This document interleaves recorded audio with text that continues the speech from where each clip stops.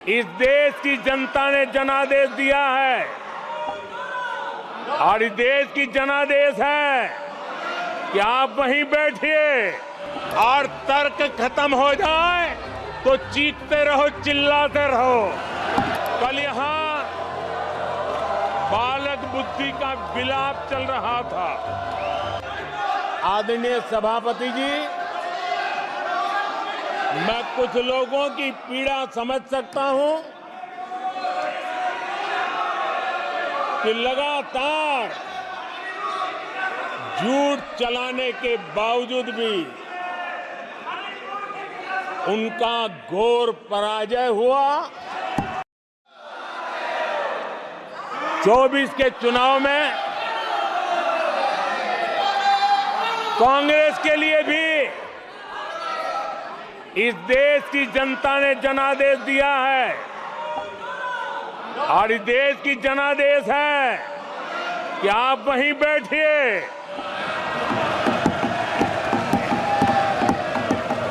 विपक्ष में ही बैठो और तर्क खत्म हो जाए तो चीखते रहो, चिल्लाते रहो।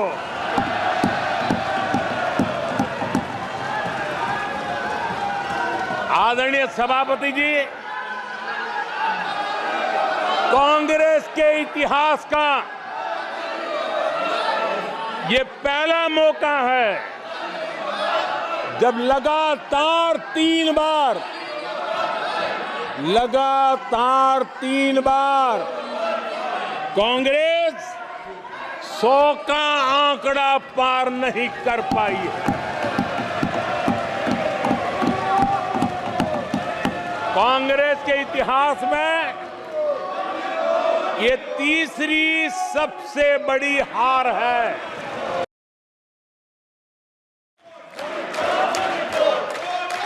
मुझे नहीं पता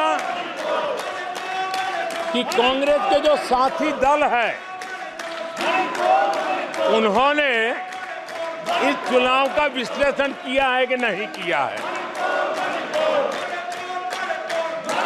ये चुनाव इन साथियों के लिए भी एक संदेश है।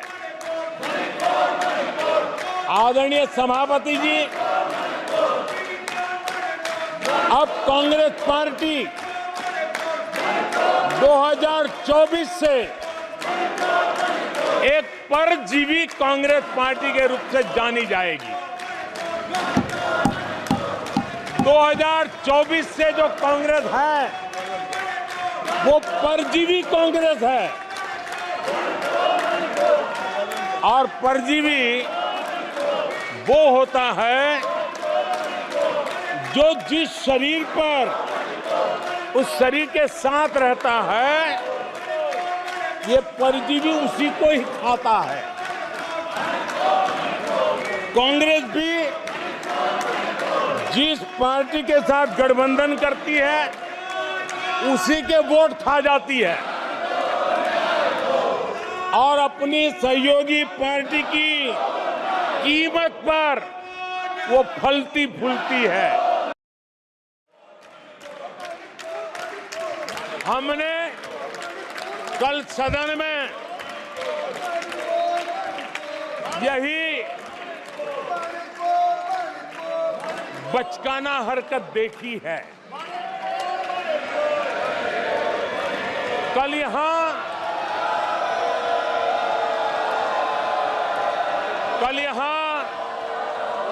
बालक बुद्धि का विलाप चल रहा था। मुझे मारा गया, मुझे इसने मारा, मुझे उसने मारा, मुझे यहाँ मारा, मुझे वहां मारा, ये चल रहा था। आदरणीय सभापति जी, सिंपैथी हासिल करने के लिए ये नया ड्रामा चलाया गया है, लेकिन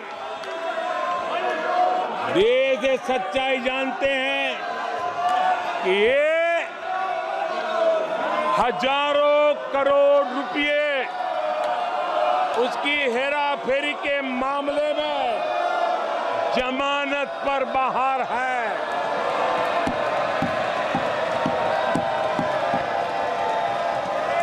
ये ओबीसी वर्ग के लोगों को चोर बताने के मामले में सजा पा चुके हैं। इनको देश की सर्वोच्च अदालत पर गैर जिम्मेदाराना बयान देने के बाद माफी मांगनी पड़ी है।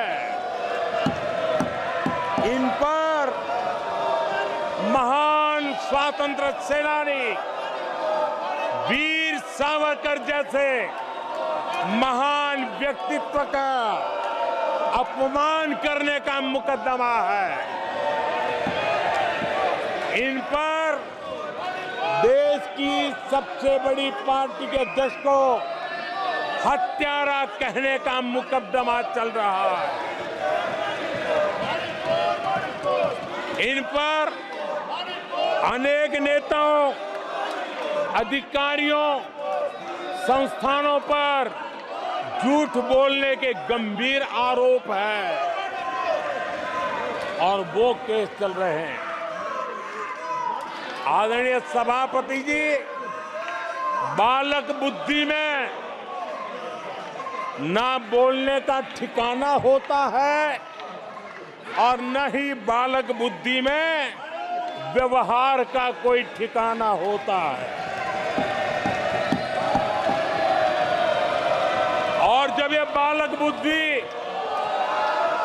पूरी तरह सवार हो जाती है तो सदन में भी किसी के गले पड़ जाते हैं।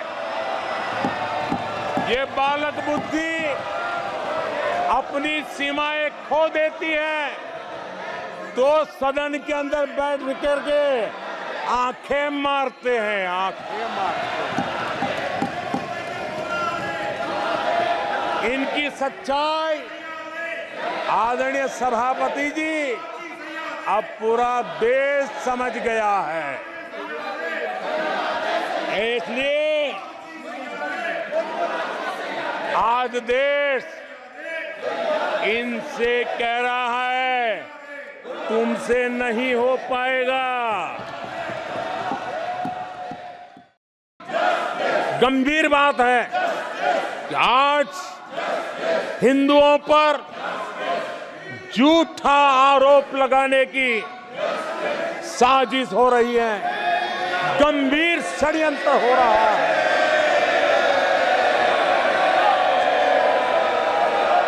आदरणीय सभापति जी,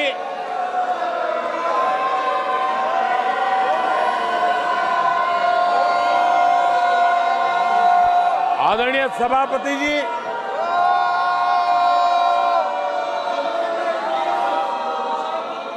ये कहा गया हिंदू हिंसक होते हैं? ये है आपके संस्कार,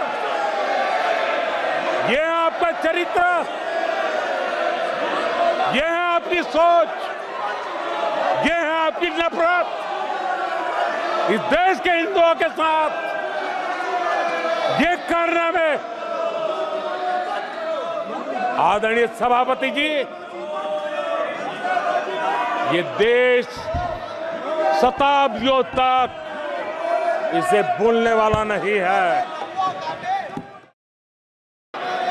ये वो लोग हैं जिन्होंने हिंदू आतंकवाद ये शब्द गढ़ने की कोशिश की थी।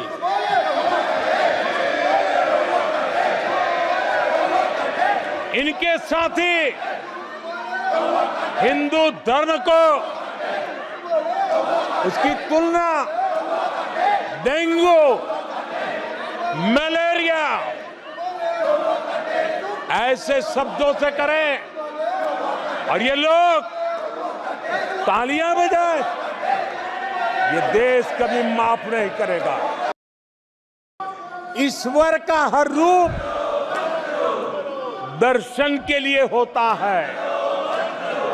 ईश्वर का कोई भी रूप निजी स्वार्थ के लिए प्रदर्शन के लिए नहीं होता है। जिसके दर्शन होते हैं उसके प्रदर्शन नहीं होते हैं। देश की सेना को आधुनिक बनाना, सशक्त बनाने के ऐसे समय कांग्रेस क्या कर रही है? ये झूठ फैला रहे हैं। ये डिफेंस रिफॉर्म के प्रयासों को कमजोर करने का षड्यंत्र कर रहे हैं। आदरणीय सभापति जी,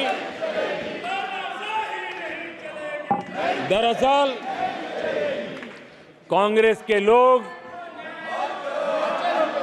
कभी भी भारतीय सेनाओं को ताकतवर होते नहीं देख सकते।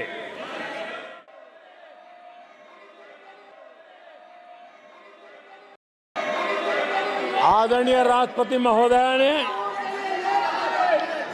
अपने उद्घोषण में पेपर लीक पर भी चिंता जताई है।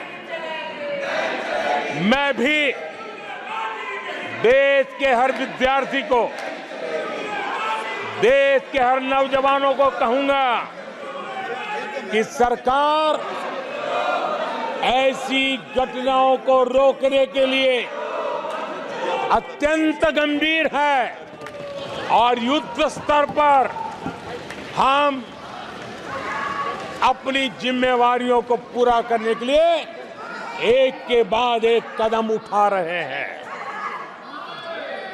युवाओं के भविष्य के साथ खिलवाड़ करने वालों को कतई छोड़ा नहीं जाएगा।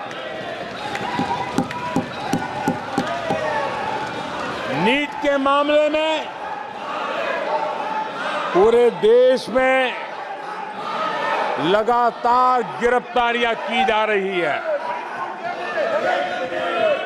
केंद्र सरकार पहले ही एक कड़ा कानून बना चुकी है। परीक्षा कराने वाले पूरे सिस्टम को पुख्ता करने के लिए जरूरी कदम उठाए जा रहे हैं। अभी मुझे एक दुखद खबर भी दी गई है। यूपी के हाथरस में जो भगदड़ हुई उसमें अनेकों लोगों की दुखद मृत्यु होने की जानकारी आ रही है। जिन लोगों की इस हादसे में जान गई है, मैं उनके प्रति अपनी संवेदना व्यक्त करता हूं। मैं सभी घायलों के जल्द से जल्द ठीक होने की कामना करता हूं। राज्य सरकार की देखरेख में प्रशासन राहत और बचाव कार्य में जुटा हुआ है। केंद्र सरकार के वरिष्ठ उत्तर प्रदेश सरकार के लगातार संपर्क में है। मैं इस सदन के माध्यम से सभी को यह भरोसा देता हूं कि पीड़ितों की हर तरह से मदद की जाएगी।